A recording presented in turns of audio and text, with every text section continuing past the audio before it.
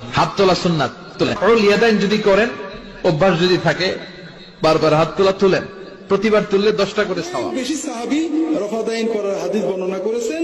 কাজেই কেউ করলে তারপরে রাগ করার অর্থ হলো নবীজির উপরে রাগ করলেন। এই যে শত শত সাহাবী করেছেন বা তাবেইন করেছেন তাদের উপর রাগ করলেন। আব্দুল কাদের জিলানী স্বয়ং রফাদাইন করতেন।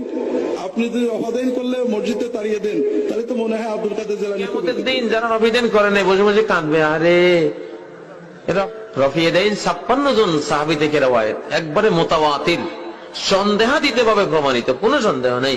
কেউ আমল করলে প্রতি রফিদাইনে 10 নেকি পাবেন, প্রতি রফিদাইনে 10 নেকি পাবেন। একজনে শুধু তাকবীর তাহরিমের সময় তুলছেন, উনি পাইলেন 10 নেকি। আরেকজনে 4 রাকাতে মোট 10 বার তুলছে, সে 10 এ 100 নেকি পাবে।